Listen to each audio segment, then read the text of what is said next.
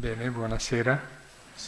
Benvenuti a tutti, in modo particolare i nostri monsignori che ci onorano qui davanti. Ecco, per la difesa della tesi di Don Mathew, Jerry. Ecco, un momento molto importante, molto bello. Mi hanno detto anche già una tesi, ecco, ben fatta, no? Però sentiremo poi i relatori.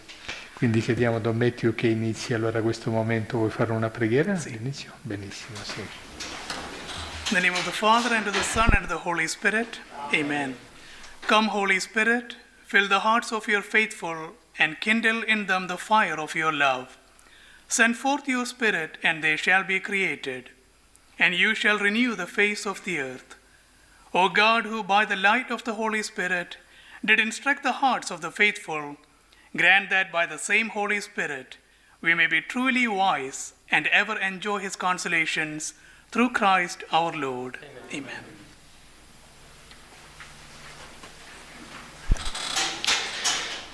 Bene, diamo la parola subito a Don Mathew allora per la presentazione della sua tesi, ecco, una ventina di minuti, 20-25 minuti. È la parola a Don Mathew.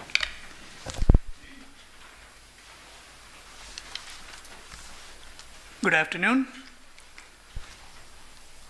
My thesis is titled A Family-Based Model for Adolescents' Faith Education, and I'm going to begin with the motivation for the thesis.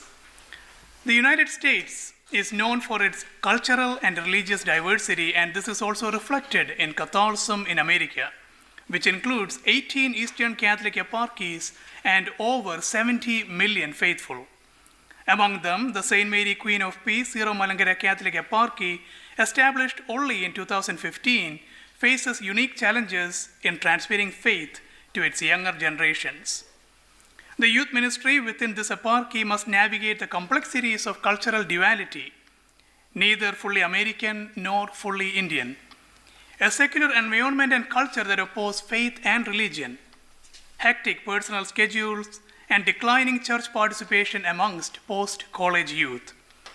There are also the added challenges of a lack of consolidated experience due to the newness of the eparchy, a lack of a clear pastoral method, and insufficient resources. There are various causes at the root of the difficulties faced by the education of young people in the faith.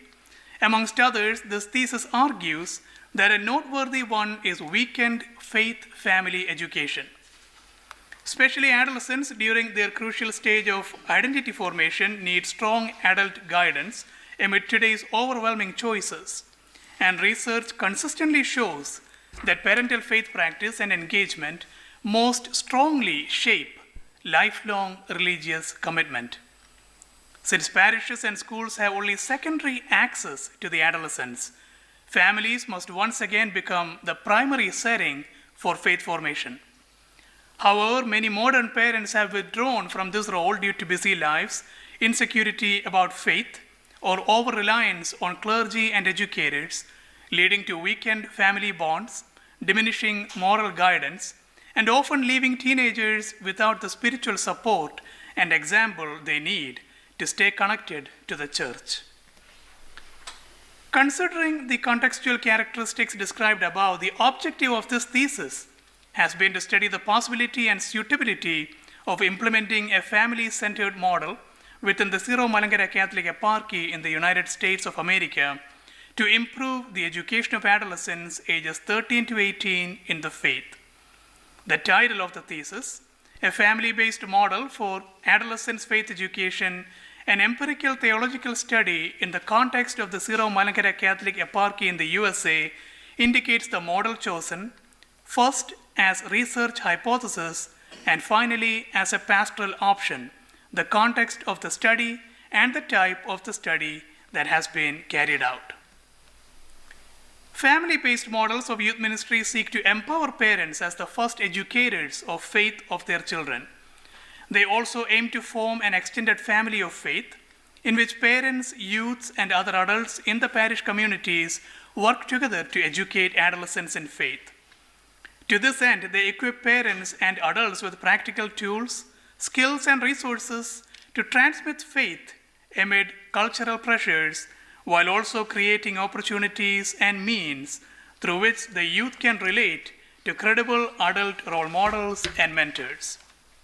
Family-based models of youth ministry have been in use in various iterations in both Catholic and non-Catholic contexts. While the Australian spouses Ron and Mavis Pirola, and more recently the American theologian Everett Fritz, have promoted the adoption of a family-centered model of youth ministry in a Catholic environment, non-Catholic American authors such as Mark DeVries, David Keane, Merton Stroman, Richard Hardle, Doug Fields, and Mark Penner have also theorized and promoted the use of this model. As proposed in this thesis, a family-based youth ministry is based on 5 notions. Parents have a lasting and significant influence on teens, and therefore they should be equipped for their work as primary nurturers of their children's faith. 2, the presence of other adult mentors results in an increase in the retention of faith. Therefore, contact between adults and teenagers should be increased to build friendships. 3, a good network should be built between parents to ensure their children's faith education and the sharing of resources. 4, the presence of adult mentors should be ensured outside the family, especially in case of the unavailability of parents, whether religiously, emotionally, physically, etc. And lastly, 5, a good network of peers of similar age should be built in the church itself. Despite the importance of adults, peers have a significant influence on adults. At the beginning of this research, a family-based model of youth ministry was considered to be potentially suitable for the eparchy due to its Indian cultural values, such as the primacy of family and respect for elders, communal support found within and between parishes, and parental commitment to religious formation. And indeed, once a thesis has been completed, I said this hypothesis can be considered confirmed. Specific objectives. In relation to the different parts of the thesis, the specific objectives are as follows. First, to present and analyze the situation of the Syro-Malankara Catholic Eparchy in the United States, focusing on the history, presence, and characteristics both at the universal and local levels, while also taking into consideration the situation, features, and influences of the youth in the eparchy. Secondly, to study the ministry with adolescents of the eparchy, focusing on the structures and agents present in the context, both Malankara and non-Malankara, and the various opportunities and challenges it faces, considering a family-based approach. Thirdly, to understand from an interdisciplinary perspective the education of adolescents in the faith by their parents, considering biblical, magisterial, pedagogical, psychological, and sociological viewpoints. Fourthly, to explore the role of the parents and other significant adults in the education in faith of teenagers from the pastoral perspective of the family-based model. Fifth, to communicate the details, results, and implications for ministry of the quantitative empirical research conducted amongst adolescents and parents of the eparchy based on qualitative data from the focus group. To propose, and lastly, to propose some relevant pastoral strategies for a suitable family-based model for adolescents' faith education in the Syro-Malankara Catholic Eparchy in the US. Method and research. The method followed in this thesis is typical of theological pastoral reflection with 3 interrelated phases, namely chirological, criteriological, and strategical. The chirological phase analyzes the present reality and context of youth ministry in the eparchy. The criteriological phase presents the criteria from which to interpret reality and guide the decisions to take from an interdisciplinary perspective. And the strategical phase formulates concrete pastoral strategies and proposes a family-based model called Magnify. An online survey was conducted amongst adolescents and parents across the eparchy to evaluate the feasibility and impact of a family-based model. The analysis helped to combine interdisciplinary perspectives with empirical findings, offering both descriptive and prescriptive insights. Articulation of chapters. This work is divided into 3 parts and 6 chapters. The first part, titled The Reality of Teenagers' Faith Education in the Syro-Malankara Catholic Eparchy in the USA, includes 2 chapters that explain and evaluate the situation of the eparchy. In the first chapter, titled The Present Situation of the Syro-Malankara Catholic Eparchy in the USA and Canada, an overview of the eparchy's current condition is presented. The first section of the chapter introduces the Syro-Malankara Catholic Church in general, describing its history, global presence, and unique characteristics. The second section details the eparchy of the Syro-Malankara Catholic Church in the US and Canada, describing its history, presence, and characteristics. The last section of this chapter describes the youth of the eparchy, including their demographic profile, unique features, and the influences that affect them. The second chapter, The Present Situation of Teenagers' Faith Education in the Eparchy, begins with an overview of the ministry with adolescents of the eparchy, explaining the various associations and agents involved. The succeeding section focuses on the present and active non-Malankara youth ministries that influence the youth of the eparchy. The next section of the chapter presents the pastoral opportunities and resources available to the eparchial youth ministry, followed by the last section, which elaborates on the various pastoral challenges facing the youth ministry. The second part of the work, titled Deciphering the Education and Faith of Teenagers Through Interdisciplinary Perspectives, contains the third and fourth chapters, forming the criteriological section of the work. In the third chapter, titled The Education and Faith of Teenagers from the Interdisciplinary Perspectives, the education and faith of teenagers is examined from biblical, ecclesiastical, and social sciences perspectives. In the first section, the chapter examines the contributions coming from the Old and New Testaments. The next section explores the figures, roles, and mediations for the education in faith of teenagers outlined in the documents of the Church, from the universal to the regional level, or in other words, from the teachings of the magisterium to the teachings of the local bishops. The succeeding section explores the various contemporary models of pedagogical perspective. This examination is followed by an assessment of the various theories from a psychological perspective. And the chapter concludes with an exploration of the sociological perspective, utilizing various theories relevant to the theme. The fourth chapter, titled The Education and Faith of Teenagers According to a Family-Based Ministry Model, forms the last part of the second part of the work. The chapter, which pieces together and builds on the contributions of the previous 2 sections, begins by elaborating on the various pastoral synergies needed to serve young people, and continues by discussing the complexities and possibilities associated with them. The third section describes ways parents can be accompanied, trained, and empowered for an effective ministry with their teenage children. The fourth section presents various models of the family-based ministry with youth in the Catholic realm, and the subsequent section presents models from the non-Catholic Christian realm. The chapter also includes a critical interpretation of the preceding sections, highlighting their strengths and weaknesses.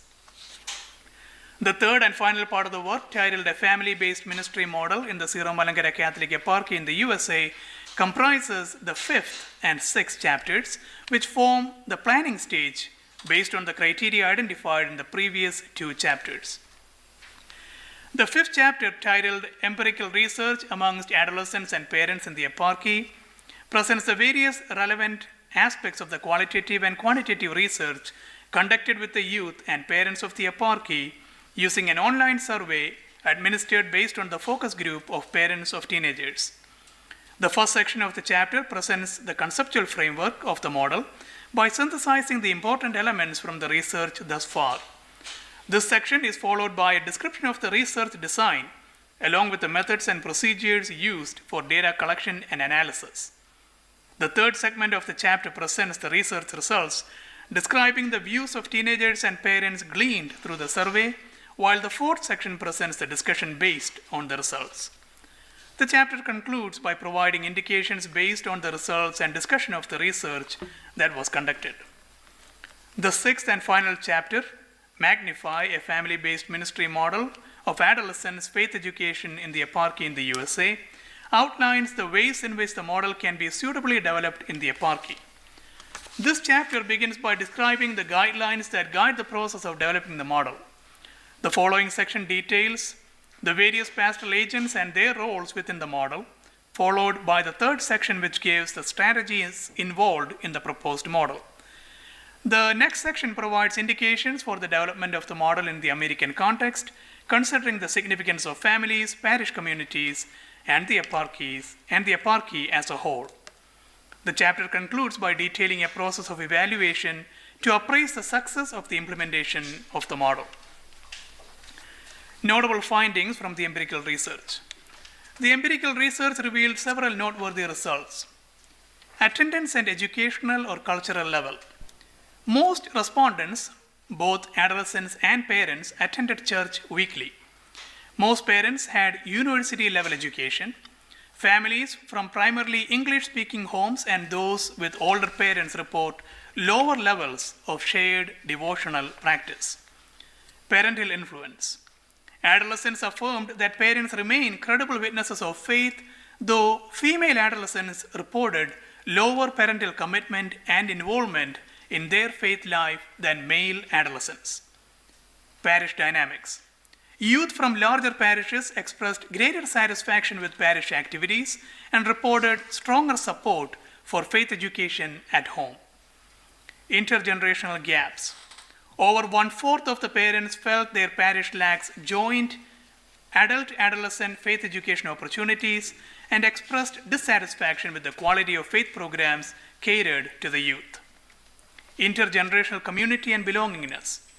Adolescents viewed parish relationships more positively than parents, perceiving greater adult dedication, trust, and mutual collaboration in supporting adolescents' faith and growth. Male adolescents reported a stronger sense of belonging than females, noting that adults trusted them with responsibilities and collaborated for youth growth. Key conclusions of the thesis. The current parish-centered model of faith education is limited by cultural, logistical, and generational challenges, making a new, flexible, and technology-integrated approach necessary for Gen Z adolescents. Parents play a vital role as the primary faith educators, confirming what the church's teaching and the social sciences theoretically affirm about faith education and the transmission of values in the home. Broader community participation is essential, with clergy, catechists, elders, and peers collaborating to model authentic faith and create a supportive synodal learning environment. The ultimate goal of faith education, of adolescent faith education, is not only knowledge, but the growth of holiness, virtue, and mature discipleship through culturally relevant, relational, and reflective learning experiences. As a result of these findings, this thesis proposes a new family-based model of youth ministry named Magnify, Malankara Alliance of Generations, nurturing intergenerational family-based youth ministry. The proposed Magnify model offers a practical framework that addresses existing challenges and builds on the eparchy's strengths: active parishes, engaged families, and established youth programs, making faith education for adolescents both feasible and effective. Main limitations of the dissertation. While this study provides an in-depth exploration of adolescent faith education and effectively addresses several key areas, it remains limited by both its contextual focus and inherent research constraints.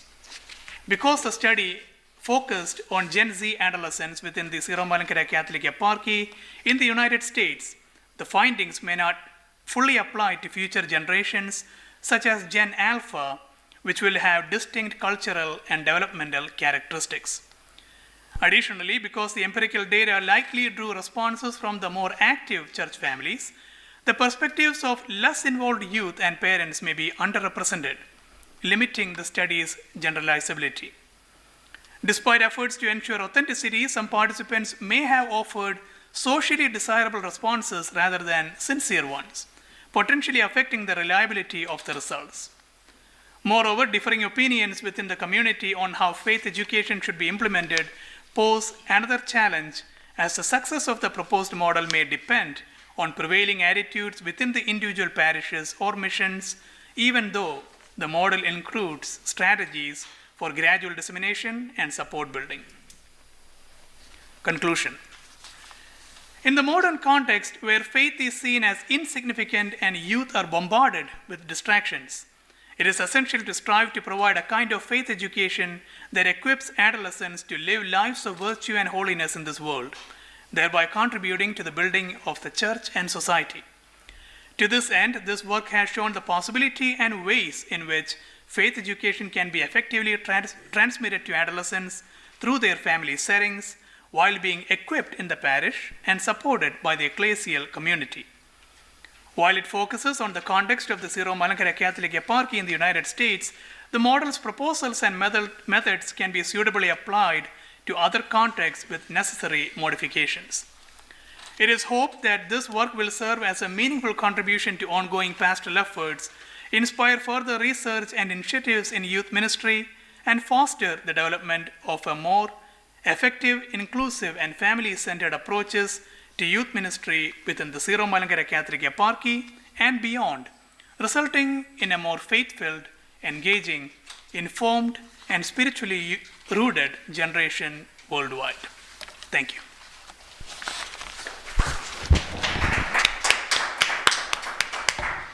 Bene, ringraziamo Don Mathew per questa presentazione chiara, sintetica anche del lavoro che ha fatto. Adesso diamo subito la parola al professore che l'ha guidato, al professor Gustavo Cavagnari, che leggerà il suo giudizio, darà il suo giudizio, poi anche farà alcune domande. Ok, grazie.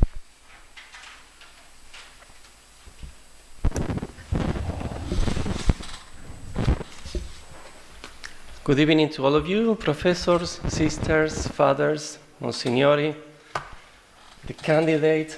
Nice to see you face to face. No? Thank you.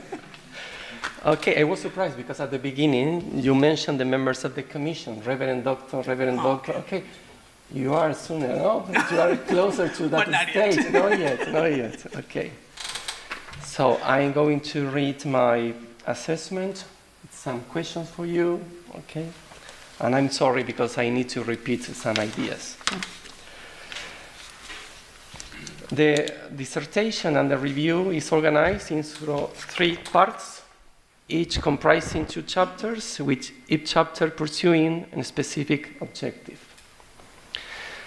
The aim of the thesis is firstly to examine the feasibility and appropriateness of implementing a family-based model of youth ministry for adolescents aged 13-18 within the American sector of the Syro-Malankara Catholic Eparchy of St. Mary, Queen of Peace.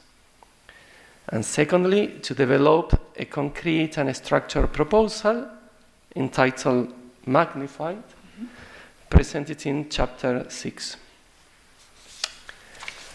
The first chapter outlines the current situation of the Syro-Malankara Catholic community in the United States, with particular attention to the demographic profile and condition of the young members. And the second chapter further explores the present situation of faith education among American adolescents belonging to the eparchy. The third chapter approaches the topic of adolescents' faith formation from multiple perspectives: biblical, magisterial, educational, psychological, and sociological. Especially the latter 3 titles, that means from the educational, psychological, and sociological perspective, draw upon the works of prominent theorists in their respective fields, elucidating key aspects of education that serve to strengthen the proposed model. The fourth chapter directly addresses the fundamentals, objectives, and strategies of the family-based model of youth ministry as conceptualized by various authors, both Catholic and non-Catholic. This approach, as you said, seeks to empower parents as the primary educator of faith for their children, while simultaneously fostering an extended family of faith, in which parents collaborate with other members of the Christian community, both young and adults, to nurture adolescents in their faith journey. Their research demonstrates a solid grounding not only in theoretical considerations, but also in empirical inquiry conducted among adolescents and parents within the eparchy. As analyzed in the first chapter, the fieldwork, consisting of focus groups, yielded valuable qualitative data that complemented the quantitative surveyed results.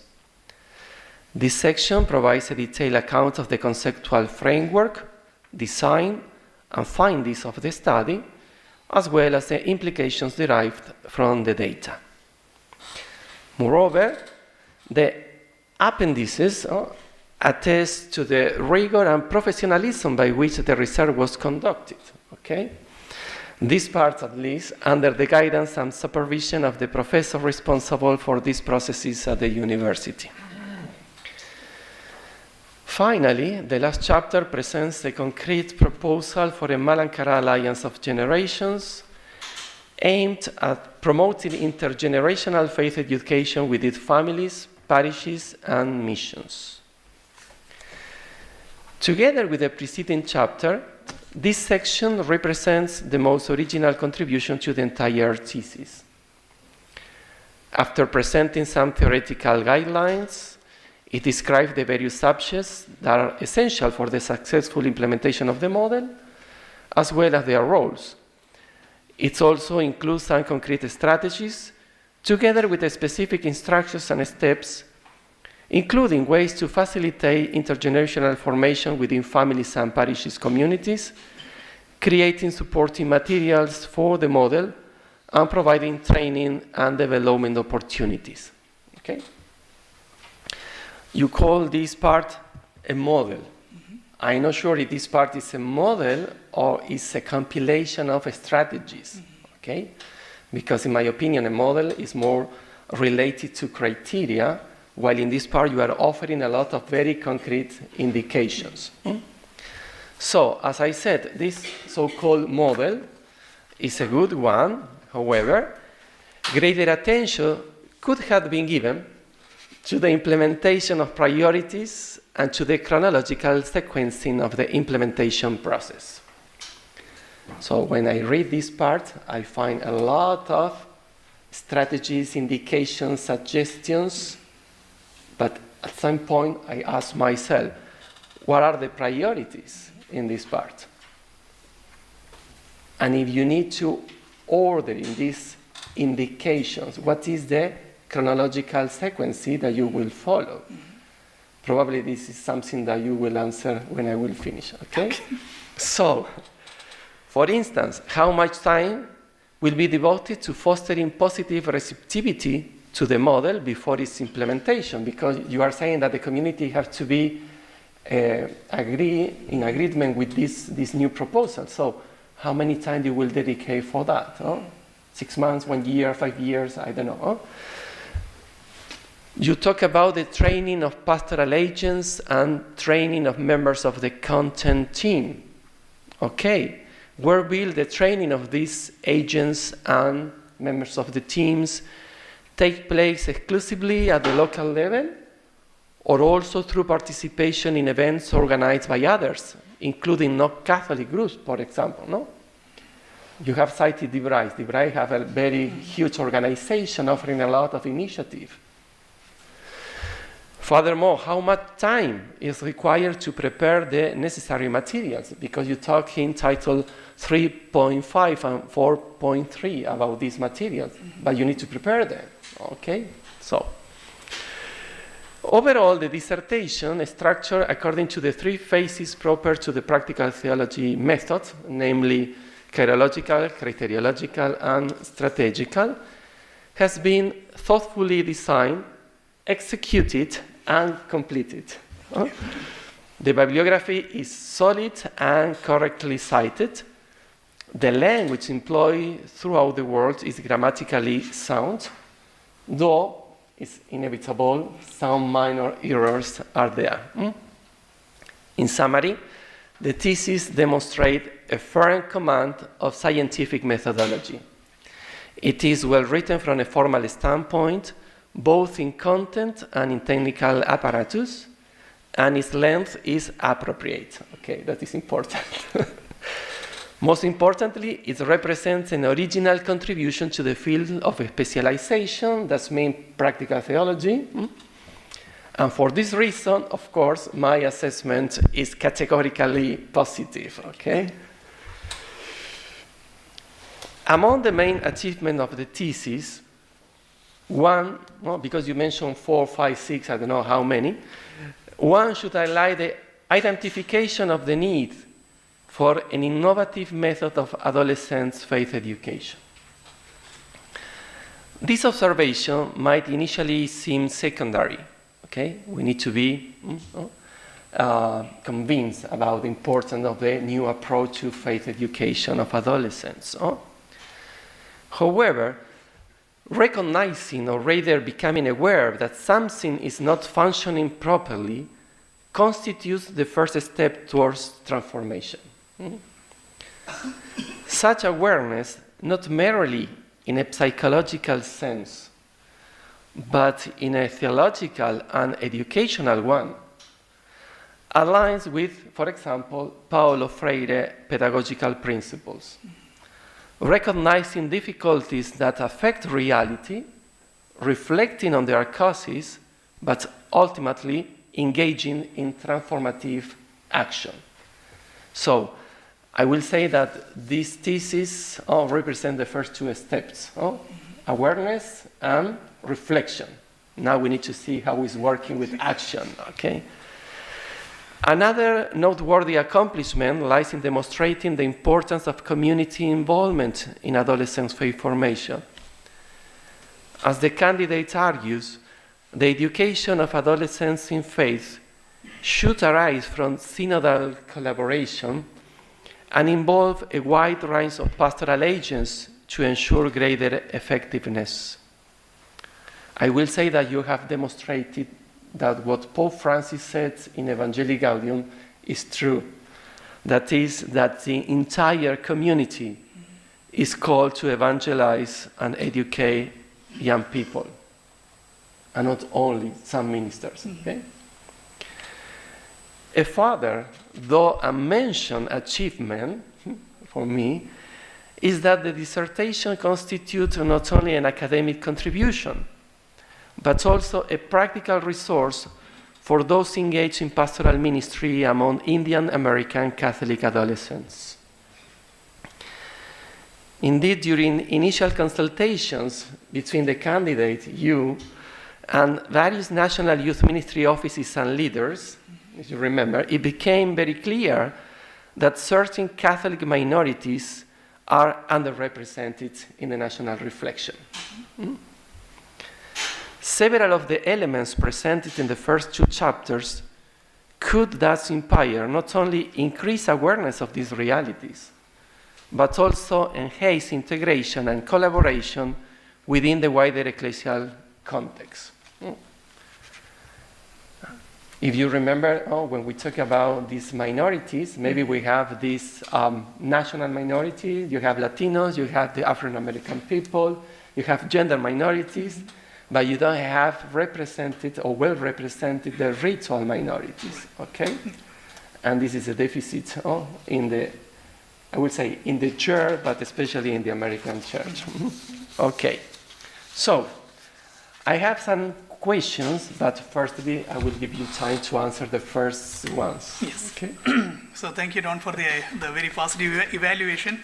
To answer the questions, as we have seen in the survey itself, the parents have the willingness to learn more to educate their adolescents. So that receptivity is already there.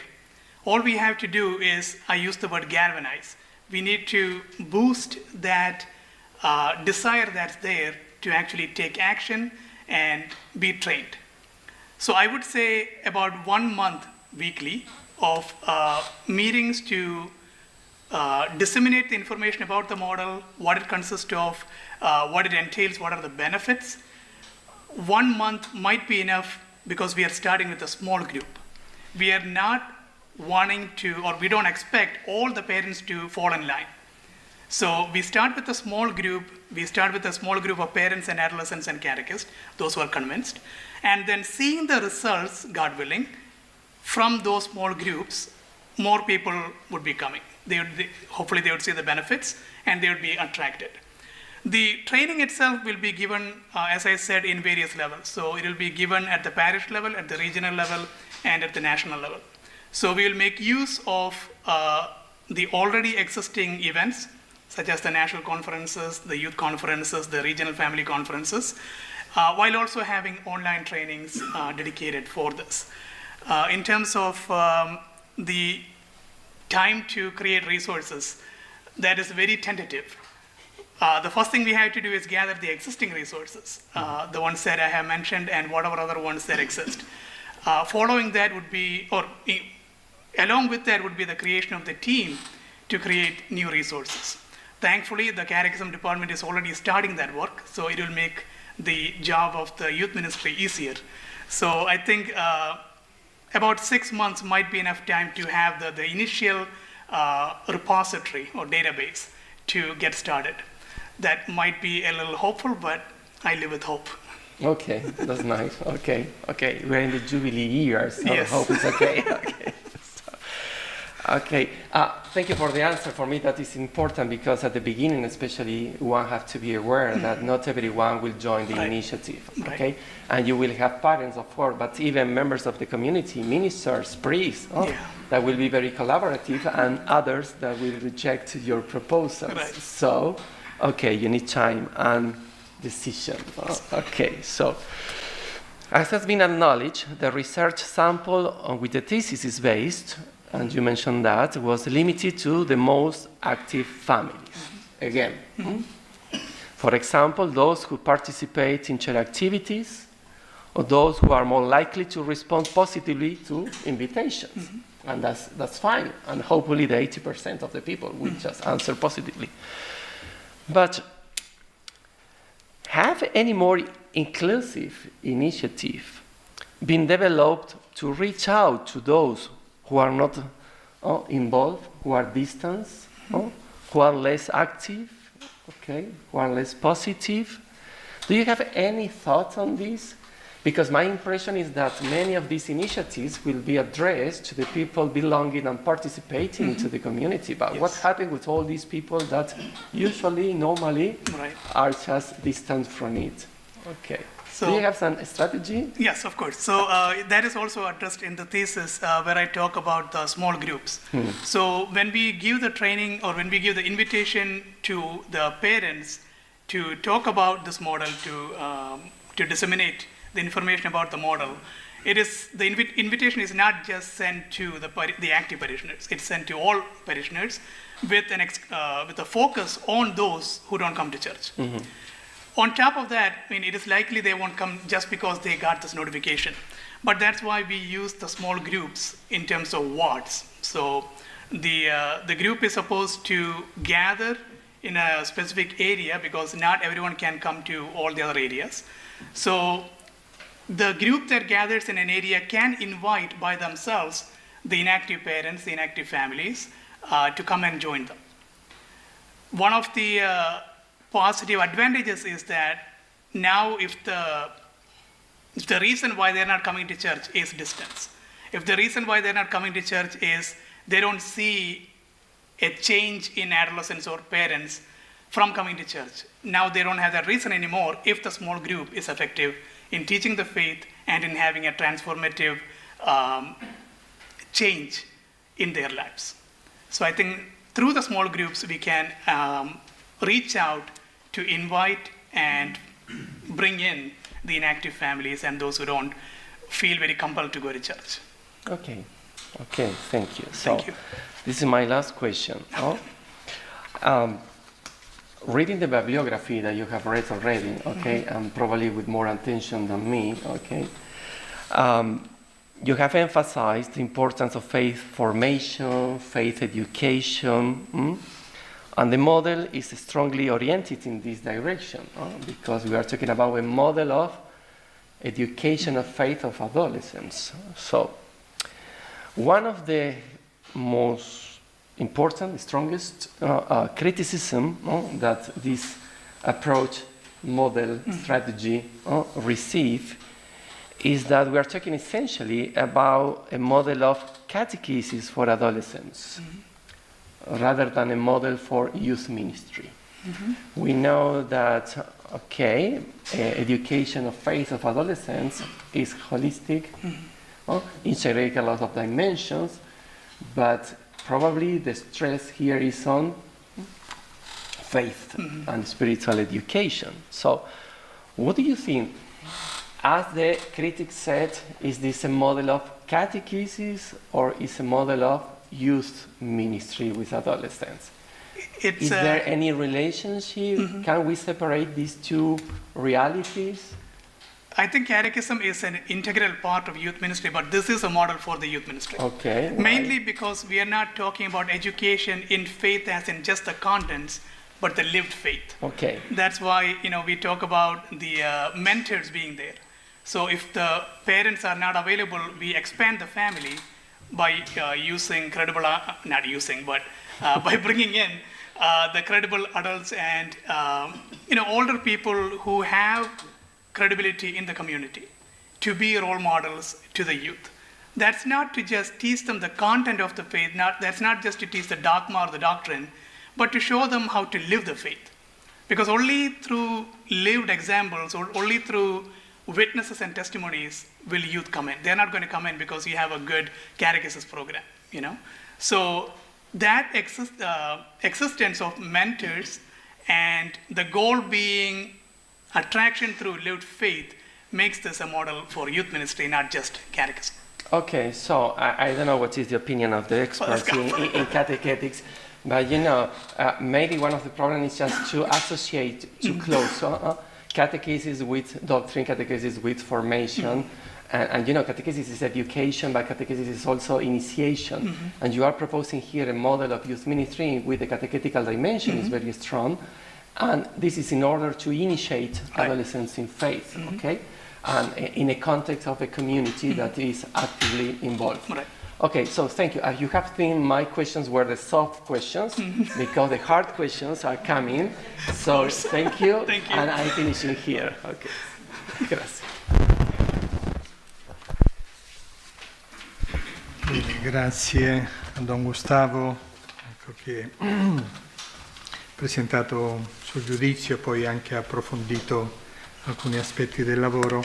Ecco, diamo subito la parola al professor Fernando Sacayadas, che è anche il decano della nostra facoltà. Grazie. Leggerò una parte del giudizio scritto qui in inglese e poi farò alcune domande, va bene? So the doctoral dissertation explores whether a family-based model of youth ministry can serve as an effective framework for educating adolescents in the Christian faith, focusing on the Syro-Malankara Catholic Eparchy in the USA.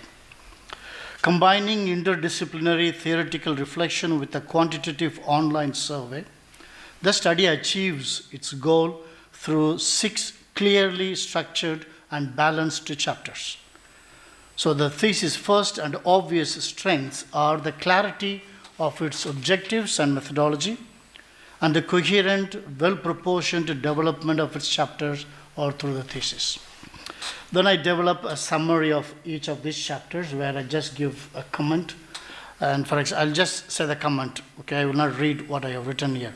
The first part gives a concise and informative overview of the situation in the US with regard to the Syro-Malankara Catholic Church.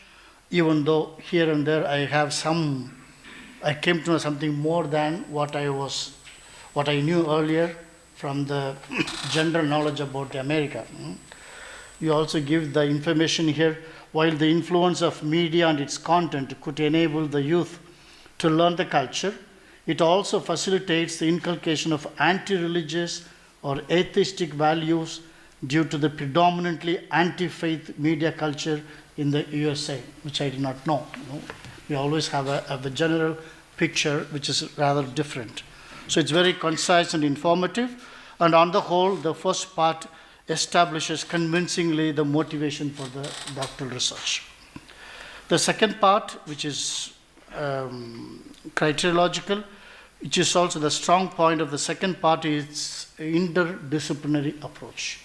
And it is done very well, systematically presenting, especially in the fourth chapter, the third chapter, where you talk about the sociological, pedagogical, psychological theories and their practical implications, bringing some of the major schools of thought, systematically presenting both the theories and their practical implications.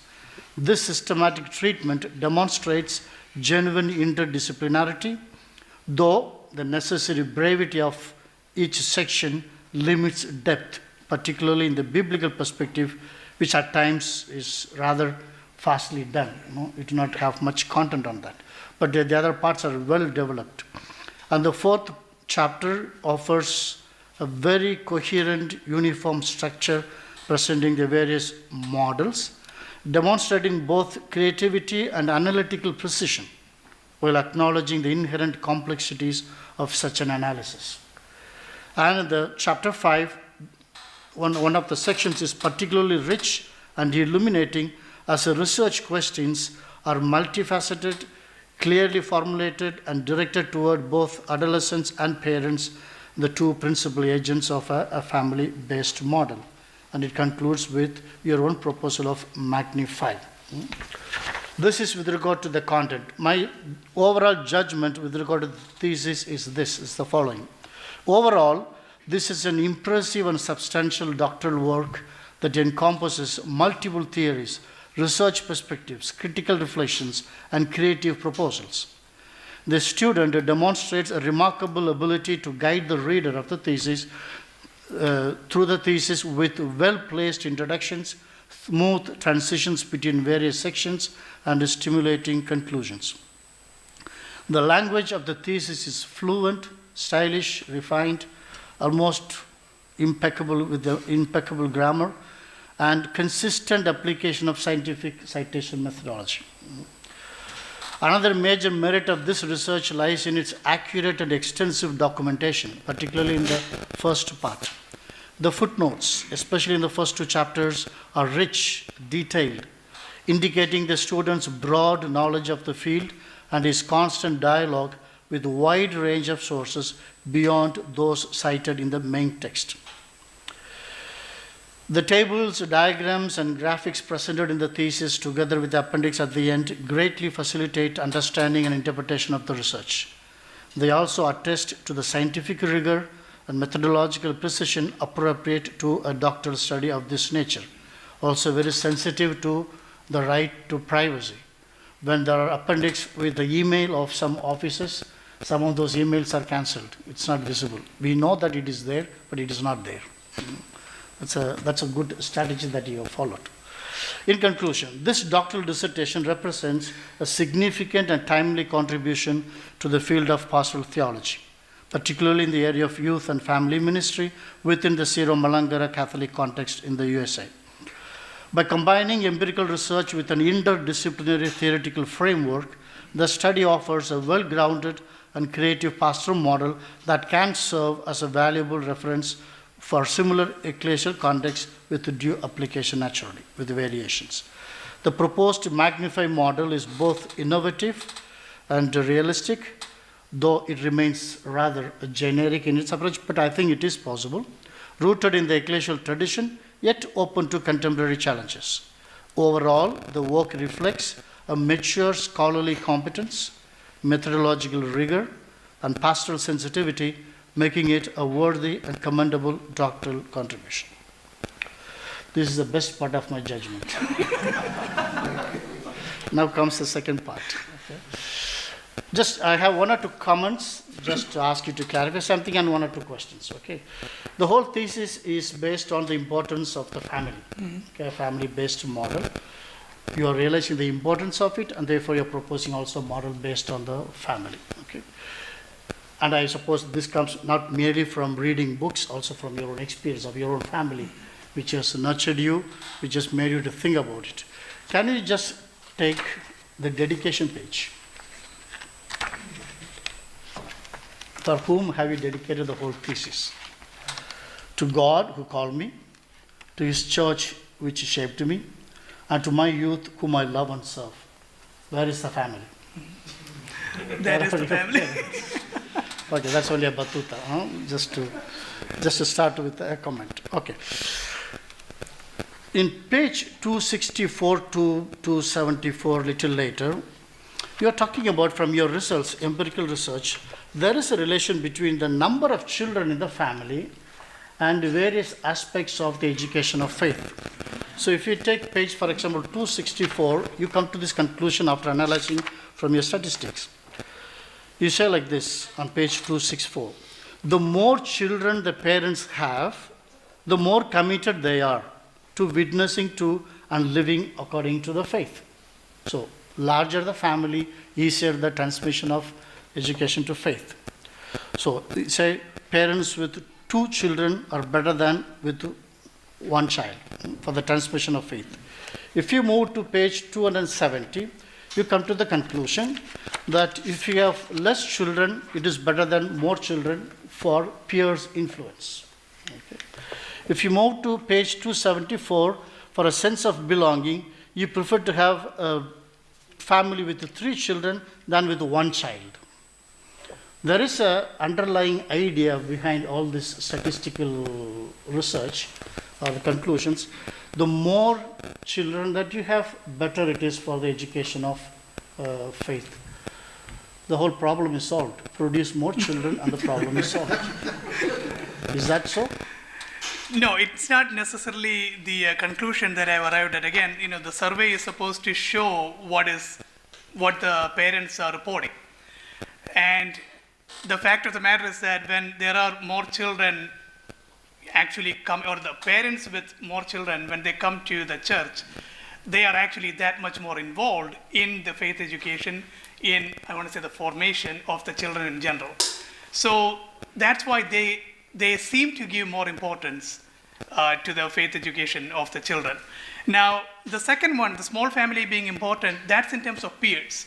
So in terms of the influence of the peers, I don't remember exactly what page it was on, but the parents with fewer children tend to have a stronger awareness of the effect of peers. So with the larger family, you can almost reason that because the family is large itself, they are more self-sufficient. The influence of the peers is less because the siblings are more. So that can be a reasoning. I mean, that's not a conclusion that I'm willing to make here because it's not exactly prescriptive. So that can be a conclusion that can be made. So that's the distinction between the large family and the small family. Good. You remember such a detailed results that you have done. You remember it even at this moment without looking at the thesis. Good, great. Now another important question that I had after reading the thesis is this. Coming towards, after speaking about the importance of a family-based model of youth ministry, towards the end, if you come to page 285 and 287, you almost come to a conclusion, okay, that it's good to have an intergenerational centered family-based model of youth ministry. I had a doubt, I had a question. You want to have a family-based model youth ministry or intergenerational centered family model of youth ministry? Or is it the same? Are there differences between these two models? Or I even asked myself, would you change the title of your thesis in the light of the empirical research that you have done, given that at the end of it all, you are arriving at an intergenerational centered family based rather than just a plain family based? In fact, your Magnify model, the title itself includes the word intergenerational family model. Yes. Can you just clarify these two terms? Yes, so I would definitely change the title if I could, if it wasn't already approved. So the family-based model, after examining the models in the 4th chapter, the conclusion that I came to was that it's not enough to have just a family. even if it is let's say the parents are working, they are unavailable, they don't have time, or they don't have faith, even if we include the uncles and the aunts, given the situation of the US, they may not live nearby, which means we had to expand the family, we had to enlarge the family to include the faith community. Now that would bring in credible mentors. That can be other young parents, it can be the elderly, it can be the grandparents. So that's why I chose intergenerational rather than just family-based. So family-based, it might be limited to just the parents and the immediate family, but the situation in the US calls for more. So the larger parish family needs to be included as family. And that's why in the dedication to, when I say to church, I mean the family of families. Okay, you found the answer to the first question now. Okay, good. Since I teach moral theology, I have to touch upon that moral dimension Yes. of the faith education. On page 302, you speak about the benefits of the model that you are proposing. What are the benefits? The intellectual, spiritual, emotional formation of the adolescent, ministering to them by identifying their needs and giving them individual attention. Then you also mention about relationship, sense of belonging to the community, etc. I get a feeling in the whole thesis, of course the thesis is about faith education, there's no doubt about it. Where does the moral dimension or moral aspect of faith education comes? Is there a relationship between faith education and moral formation? Or how do you verify a person is well educated in the faith? How do you verify without even having a reference to the moral aspect or the practical aspect of his faith education? I know it is there, but it's not very strongly present. Probably that is not the main objective of your thesis. I do understand that. But can you connect between faith education and moral formation of adolescents, especially given the problems that you have mentioned, which are also moral in the first part? So the moral life would be the result of a proper faith education. So I actually note that in the next page, last sentence. Furthermore, personal and social issues such as lack of support network, absence of a nourishing environment, accountability in overcoming immoral habits, disadvantages from blah, blah, blah, can also be dealt with the use of the vast network created by the Magnify model. So it is there, but it is not specified like you said, because again, I didn't want to focus on any one realm too much. So it is included, but not explicitly there. Yeah, that is true. One last question. With the permission of the President of the Commission, can I ask a question to the Assembly? Okay. May I know, just for sake of the last question, how many belong to the Syro-Malankara Catholic Church? Okay, almost all. Syro-Malabar? Okay. Latin Rite? One representative. The last question is on that. Okay. It is good, all that you have written there is wonderful, fine, with the good ultimate goal. My question is, some people can criticize saying that the focus on the small section, like the Syro-Malankara Catholic Eparchy in the United States, will it not lead to promoting a ghetto mentality without allowing the new generation who are born and brought up there to be immersed in the broader and new culture in which they are born, in which they will grow till the end of their lives? The focus on a particular group is good, but are there limits, possible negative consequences of such a focus? Yes. So let me first address the fact that this model is supposed to be a starting point.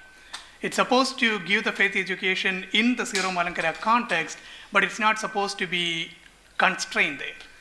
It can be used, the model is in such a way that it can be used by any small communities facing the same problems of unavailability of parents, of distance between the parish and home, anything like that. So this model can be used to, or by any small communities for faith education using the extended network. Is there a risk of ghetto mentality? I really hope not, because in the conclusion that I said, this is for the betterment of the church. It's not just for the betterment of the Syro-Malankara Church. That would be very un-Catholic. So I would hope that this work is a starting point that sprouts in the Syro-Malankara Church in the US, but blossoms to all over the world. Yeah, because that's one of the major challenges that you have mentioned is the cultural conflict Yes. that the new generation has there. Yes. Congratulations, it's a wonderful work and it was a pleasure reading your thesis. Thank you.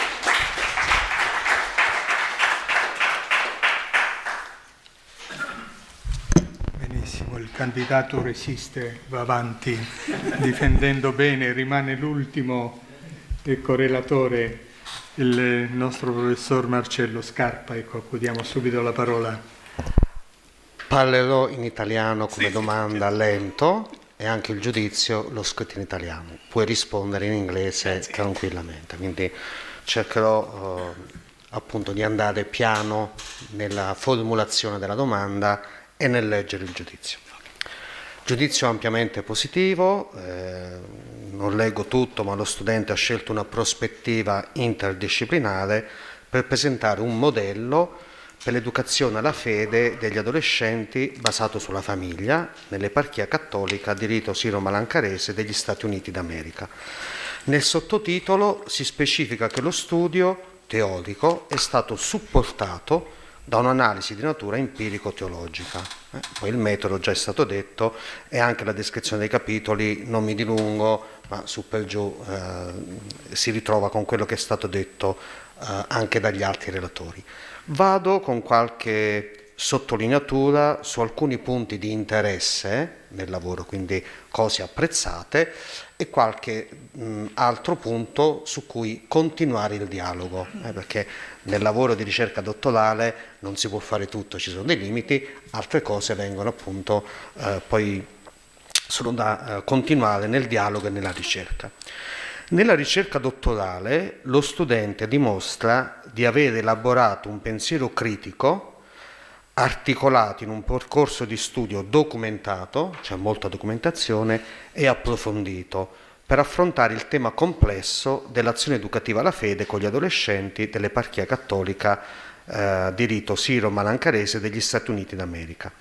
Partendo dall'analisi contestuali, le difficoltà dei precedenti modelli pastorali, antropologica, i legami degli adolescenti con la famiglia e con le tradizioni religiose, culturali, la secolarizzazione del tempo presente, facendo memoria del passato della diocesi, l'analisi dello sviluppo storico ben descritta, io non conoscevo la storia, ho apprezzato molto, mettendosi in ascolto della realtà con la ricerca empirica di tipo quantitativo.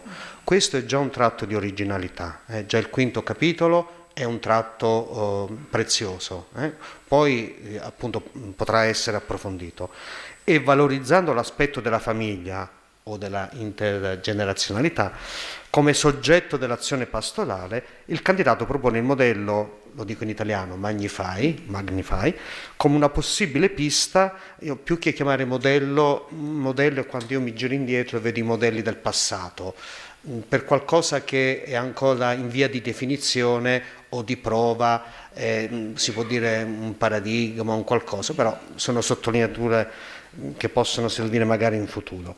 Il candidato per camminare insieme con gli adolescenti sulle strade della fede. La consistenza della proposta spazia dalle linee guida per l'implementazione del modello alla definizione dei soggetti da coinvolgere nella proposta educativa, dalle strategie, abbiamo sentito, da adottare, alla formazione intergenerazionale da implementare, dalla produzione del materiale formativo, anche qua abbiamo sentito i tempi che ci vogliono, ai processi di formazione continua e alla valutazione del modello, insieme all'esplicitazione dei criteri di verifica e delle modalità per mettersi in ascolto del feedback dei soggetti implicati nel modello di pastorato giovanile basato sulla famiglia. Ha pensato a tutto e anche alla verifica dopo, quindi dal punto di vista teorico ineccepibile, davvero. Nell'ampio ventaglio di studio, quindi il mio giudizio è ampiamente positivo, però per prolungare il dialogo con lo studente lungo diversi aspetti, no? Da cui poi si possono anche induire le domande, quali per esempio le potenzialità legate all'attuale contesto socio-culturale della postmodernità. A volte si ha l'impressione, quando si parla di secolarizzazione, secolarismo, che sia più un chiesa-mondo ancora di fronte che un dialogo appunto dove ci sono anche delle sfide, sì, ma anche delle potenzialità. L'ascolto protagonismo dei giovani, nella loro parte anche propositiva, progettuale, si ascoltano molto con le ricerche, no? Quantitative che sono svolte, sentire il loro parere, però c'è anche magari questo aspetto su cui magari dopo ci prolungheremo il dialogo. Il delicato rapporto, qua è un po' più di teologico, no? Tra legge, dovere, a volte si richiama la responsabilità battesimale dei genitori, avete firmato, adesso siete responsabili, e invece la libertà responsoriale, dove le persone liberamente rispondono a una proposta ampiamente pubblicizzata, perché fai un bel battage pubblicitario di questa proposta, insieme ad alcune implicanze educative antropologiche, quali la suddivisione per gruppi dello stesso sesso e comunicativa, il valore della pubblicizzazione e presentazione del modello in un contesto ecclesiale dove bisogna porre attenzione al fatto che la fede cresce più per attrazione che per proselitismo. Quindi detto alcune cose da puntualizzare, però visto così, giusto per proseguire il dialogo. Suggerisco inoltre di valorizzare i dati della ricerca empirica di tipo quantitativo perché sono una preziosa base per ulteriori sviluppi e ricerche di approfondimento di tipo narrativo qualitativo, come d'uso ormai fare nelle indagini empiriche mixed mode. C'è prima un blocco su un grande numero di natura quantitativa, perché è più facile vedere i dati, poi si sceglie un piccolo focus group e li si fa parlare, raccontare per cogliere maggiormente quelle sfumature che potrebbero perdersi. In conclusione, lo studente dimostra di aver compreso l'importanza delle potenzialità teologico-pastorali del tema in esame e il presente lavoro soddisfa molto bene le esigenze di una ricerca dottorale, ipotesi di ricerca, metodo, bibliografia, apparato metodologico e l'originalità di un pensiero capace di raccordare teoria e ricerca empirica. Non è facile, quindi ho apprezzato molto. Adolescenti e famiglia, ambiente ecclesiale e sociale, azione educativa e pastorale, tradizione, innovazione, un modello nuovo che vuole mantenere la tradizione, come veniva un po' accennato con l'ultima domanda, coniugandoli con gli elementi caratteristici di una riflessione teologica in ambito pastorale per l'educazione alla fede degli adolescenti. Quindi giudizio ampiamente positivo, però adesso mi soffermo su quelle cose che ho accennato per prolungare il dialogo. Quindi già è stato chiarito la catechesi, quindi non farò la domanda specifica, perché giustamente anche il professor Cavagnari ha fatto notare, non è semplicemente una trasmissione di contenuti, ma è anche un valore iniziatico, quindi mi ha rubato la domanda. Andiamo subito con la prima domanda, molto semplice, che viene da una mia curiosità, perché non conosco il contesto, qua in Europa è diverso. Allora la domanda è proprio, saranno 3 domande, una su un orizzonte ampio, poi su una questione particolare e poi una puntuale, proprio su una cosa che mi sarebbe piaciuta capire meglio. L'orizzonte ampio è quello della secolarizzazione. Nella parte contestuale, tu nel contesto parli molte volte di questo secolarismo, e anche nella parte finale, quando parli un po' della proposta, pensare che gli adolescenti possono essere influenzati dal contesto di secolarizzazione. Questo è vero, però non è soltanto un aspetto difensivo, ci sarà anche qualche opportunità in questa secolarizzazione. Allora la mia domanda è questa: in Europa almeno quello che era considerato un effetto della secolarizzazione, la morte della religione, in realtà non è stato così. In Europa c'è la trasformazione della religione in forme di spiritualità, per cui la spiritualità diventa un punto di contatto con le richieste e le esigenze dei giovani e degli adolescenti.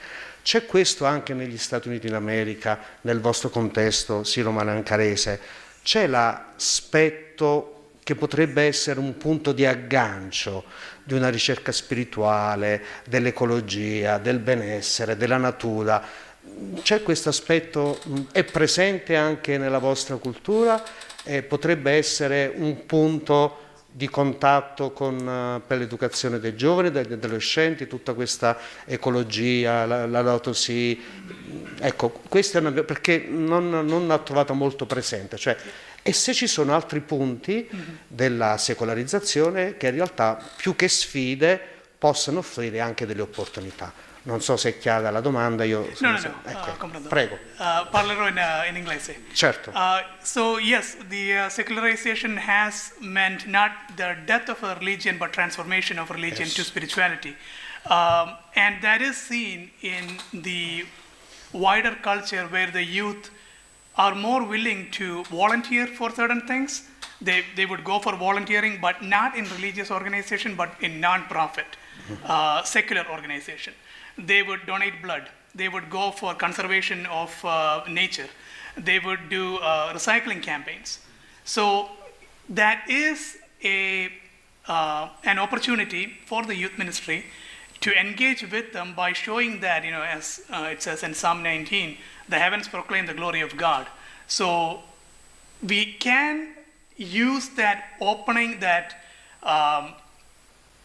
tenderness that they have toward everything except religion to lead them to God without bringing in dogmas or doctrines.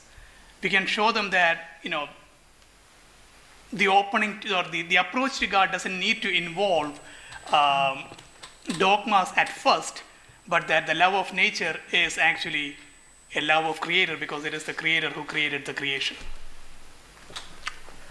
Ok, quindi c'è l'opportunità anche di questo. Bene, questo era l'orizzonte ampio del contesto culturale. Una domanda particolare che nasce sempre da una mia curiosità, confrontandomi con un contesto diverso come quello statunitense.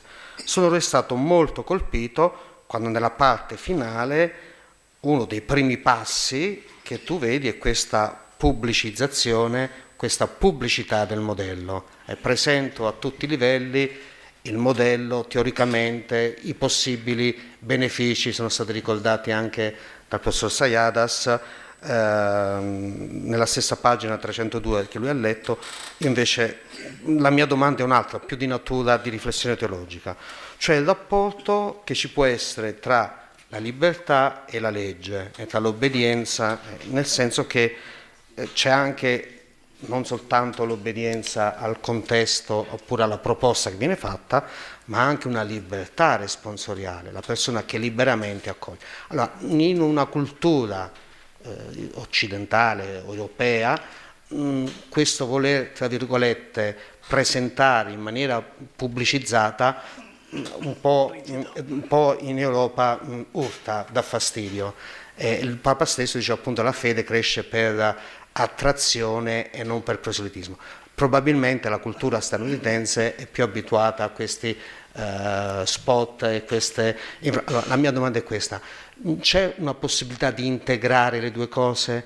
Cioè non semplicemente spingere sulla pubblicità del modello, ma anche far assaporare qualcosa tipo uno stile iniziatico, dei gruppi pilota, con delle esperienze, e poi dopo spiegare quello che si è visto, piuttosto che partire dalla ragione. Io ti presento questo e funziona per questi motivi. C'è la possibilità di bilanciare questi due aspetti? Yes, so there is, the model is very flexible in that freedom of the adolescent is very much emphasized. I believe it was Pope Francis who said, faith should not be imposed on the youth. They need to have the choice to choose the faith. So in doing that, the model do use events and activities outside of the church to create that attraction, including volunteering, including feeding the poor, including doing charitable activities. So that attraction for the youth can start outside the church without the seemingly strictness aspect of the church. È una pubblicità attrattiva, abbiamo capito. E l'ultima domanda puntuale, pagina 304, c'è una cosa che mi ha molto incuriosito, ho detto devo chiederla questa, perché io le vedo, scusa, pagina Pagina 314, mi sono confuso, 314. 314, dove tu dici a un certo punto gli adolescenti can be educated through oral repetition, lectures, memorization and Socratic method.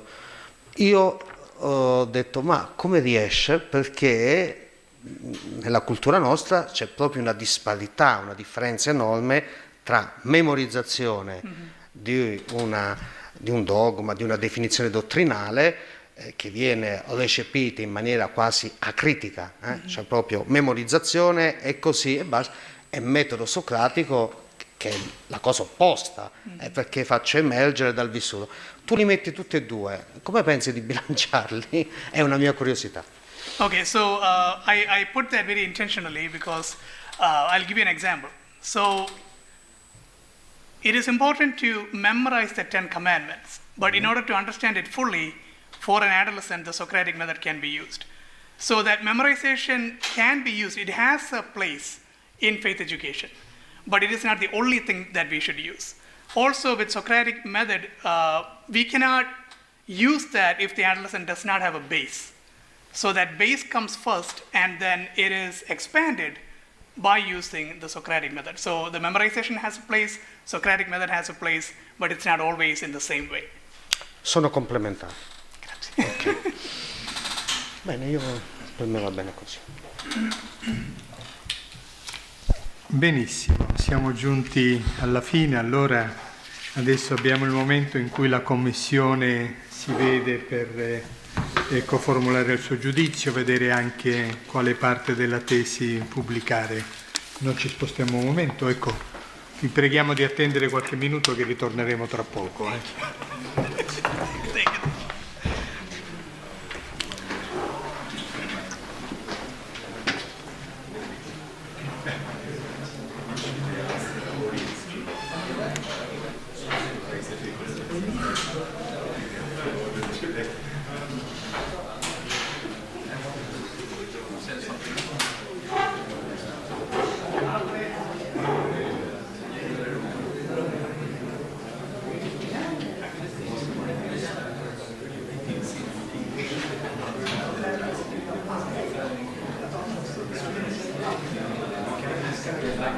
Let me just make sure I have actually, no. To take the photos, let's use that background.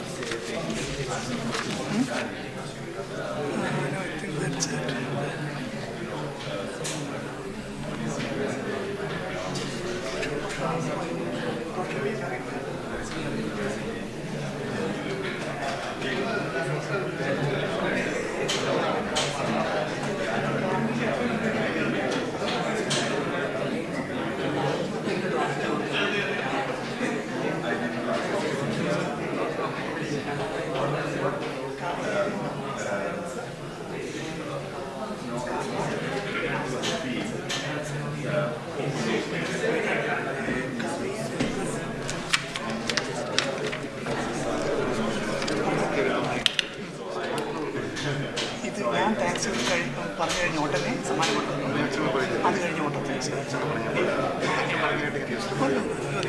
No problem.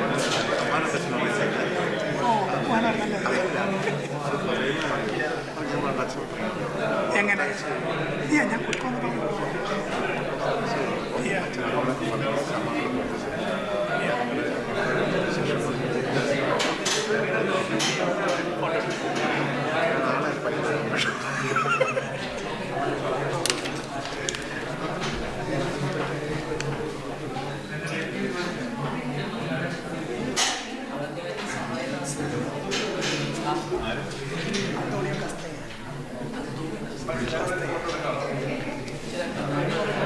അതേ ഉള്ളൂ അത് കഴിഞ്ഞിട്ടുടങ്ങി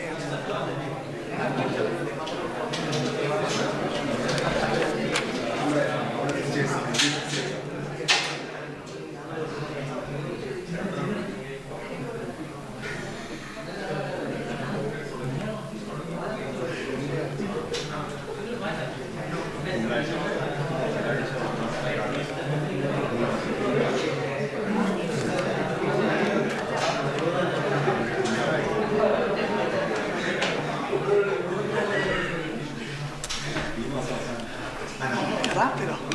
È rapido. Grazie.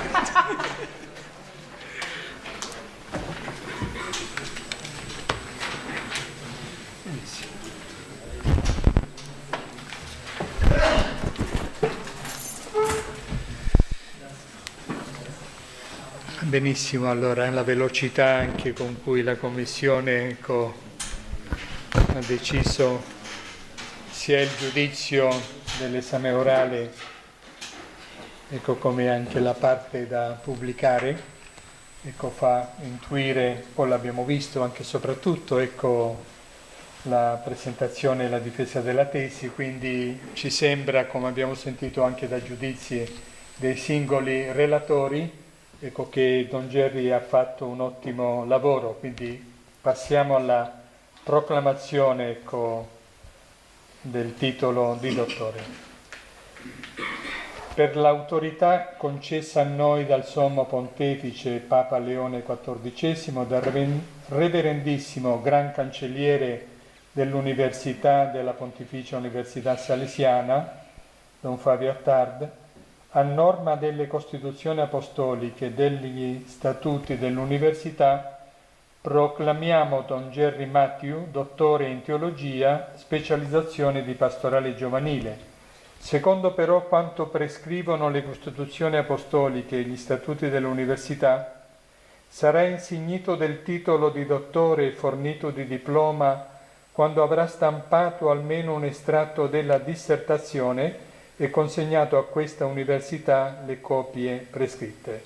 Pertanto Don Mathew, e insieme anche ai professori relatori che ti hanno accompagnato, tanti auguri e buon lavoro.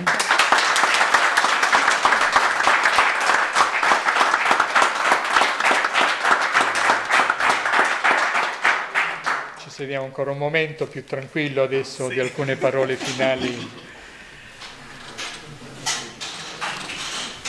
At this time, I would like to take the opportunity to thank God for all His blessings and graces throughout these years and throughout this work. Without His mercy and providence, I would not be able to finish this work while remaining faithful to all the other responsibilities given to me. I would also like to thank the Syro-Malankara Catholic Church and its head and father, His Beatitude Moranmor Basilios Klimis, Major Archbishop of Catholicos, for his valuable prayers and support, Bishop Philippos Mar Stefanos, my bishop, who sent me to study youth ministry and gave me all the care and support I needed throughout this process as I juggle my time as a pastor, youth director, translator, and chaplain, and all the Syro-Malankara bishops, especially Bishop Thomas Mar Eusebius and Bishop Vincent Mar Paulos for their prayers and support. I also sincerely thank Professor Gustavo Cavanieri, my guide, who spent a great amount of time for me over the last 5 years, helped me with his astute observations, and motivated me during my times of struggle. There are not enough words to express my gratitude to you. Thank you very much, Don Cavanieri. I would also like to thank Don Fernando Sahayadas, Dean of Theology Faculty, and my second relatore, and Don Marcello Scarpa, my third relatore, for their valuable suggestions and comments, and Professor Antonio Castellano, who acted as the president of this presentation. Thank you. I take this opportunity to acknowledge and thank Don Roszowiak, our Segretaria Generale, for his invaluable support and time throughout this doctorate process, and Professor Antonio Della Giulia for his assistance in creating the survey instrument. Thank you. In a special way, I would like to thank Monsignor Peter Kocheri, the godfather of the priest in the Syro-Malankara Catholic Eparchy in the US and Canada, and Monsignor Kyriakos Cheruvara-Thotathil for their presence, prayers, and support. Thank you. In a special way, I would like to recognize and express my gratitude to Father Dinoy, who opened his rectory to me, Father Joseph and Father Arun, who kept me sane during the last few days with their sense of humor, my parishioners in Chicago, and my youth in the eparchy for their support, care, and prayers, without which this work would not have been completed. Thank you. In one word, I would like to thank my brother priest, reverend sisters, my parents and my brother Jebi, other family, friends, and everyone who is present here and who has supported me from far and near. Thank you very much. I love you and God bless you.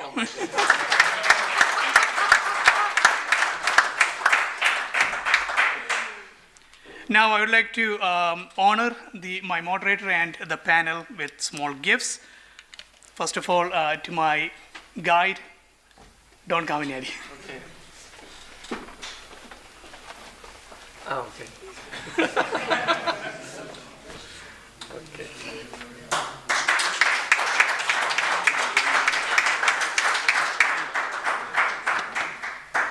Thank you. Bye-bye. Don Sahayadas.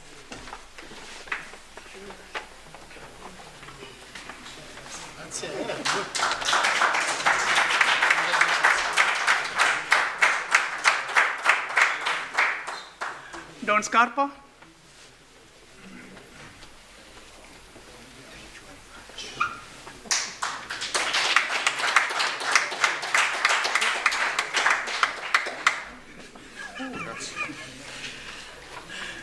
Don Castellano. The acolytes.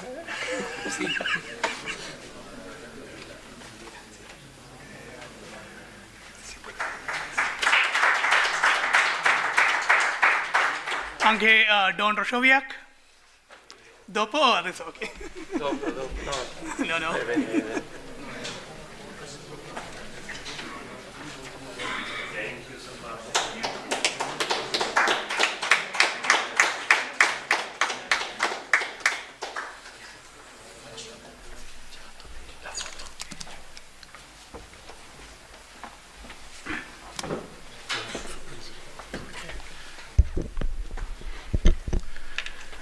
Respected brothers, Reverend Monsignors, dear fathers, sisters, and my dear guests.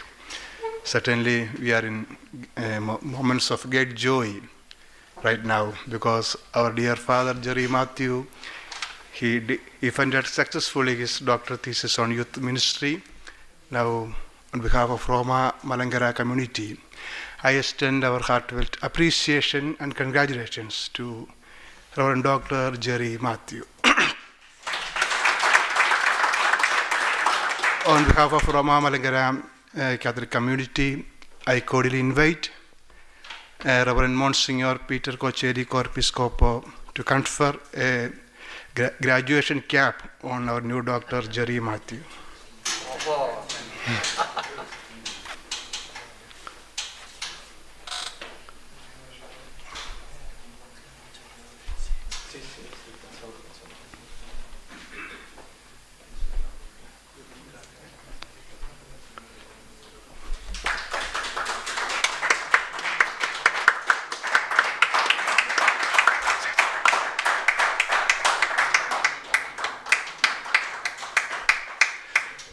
Now I cordially invite Reverend Monsignor Kuriakos to present a bouquet on behalf of our love and appreciation to Dr. Jerry Mathew Puduparambil.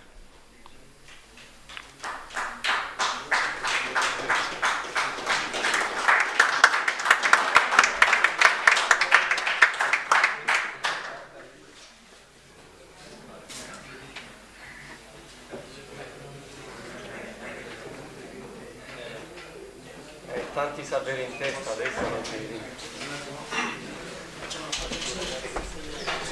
Now we have a photo session with our new doctor, with our professors, then our Syro-Malankara community. After we arrange a small refreshment at the end of our corridor, we invite a warm welcome to all for this refreshment also.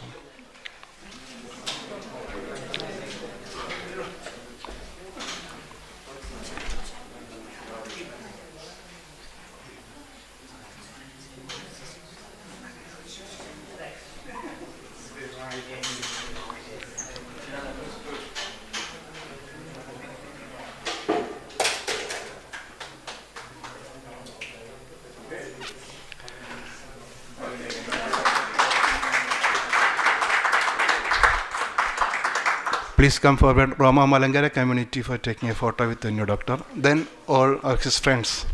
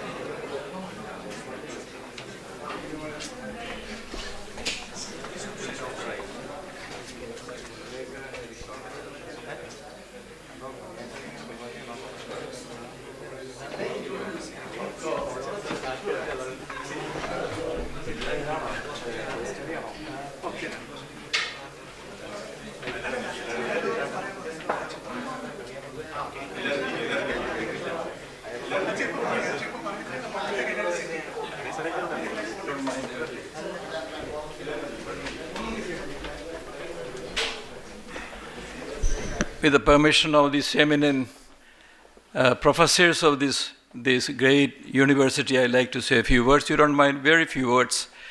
On behalf of our eparch, Most Reverend Philippos Mar Stephanos, and all the members of the Presbyterate of the Malankara Eparchy and the faithful and the youth, I'd like to congratulate our Father Jerry. I think he is the proof of his thesis, because I know his parents. I have known him for many, many years as a young man, and I know his family. I think in his formation as a moral priest, the primary the contribution is from his family. So he is the proof of this thesis. And also, I am also proof, because I never went to Sunday school. And I'm a priest for 55 years. So this thesis is proven. So congratulations for the great thesis. And